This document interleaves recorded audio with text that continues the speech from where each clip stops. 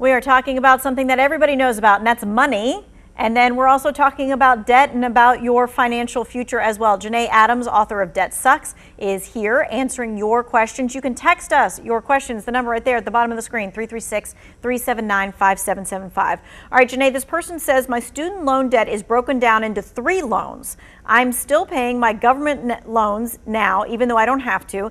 Is it smart that I put all of my payments towards the smallest loan amount so I get rid of that one quicker? Yes, so definitely put it towards the smallest one, because it's all about motivation. It's all about seeing that one goes away, and it increases your finding ways to pay off the rest. Now, make sure that when you're paying the extra to your student loan, your federal student loan, that you're telling them to do it to the principal. I found a lot of people that are just paying, and that student loan company is putting it towards the interest, which they're not supposed to be doing right now, because we're on a student loan freeze for federal student loans. But that is something where the kind of onus is on you to kind of look at your sheet and make sure that it's going to principal and not just interest. All right, a follow-up to that. This question is, what is the difference between student loan debt forgiveness and traditional debt forgiveness? Well, honestly, it's only one student loan forgiveness, and those programs are with the Department of Education.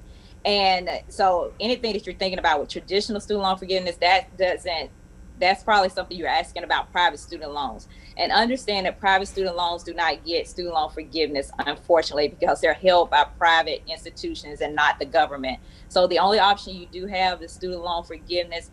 And maybe in the near future, with the Biden student loan plan, $10,000 of federal student loans will be forgiven for everyone who has federal student loans. And we look forward to seeing when that comes down the pike. Okay. All right. This person says, what's the best way in finding a balance in saving for emergencies and paying off debt?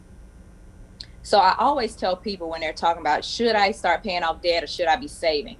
You start by saving first. And once you get $1,500 in savings, that's your in case you're breathing fund or your emergency fund, then start paying off debt. Because what we're trying to avoid is you run into a financial emergency and have to go deeper into debt because you don't have any money saved. So you do the saving first and get the $1,500 and then pay off the debt.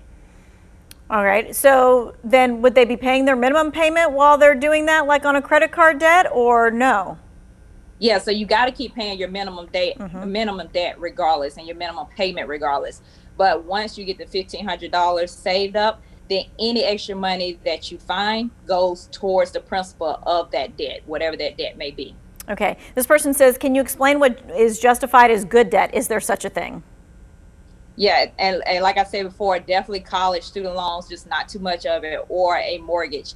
Credit card debt, anything that's a real liability to you is not good debt. So you can say to yourself, this home is what I'm staying in. It keeps us warm. It keeps us cool in the summer.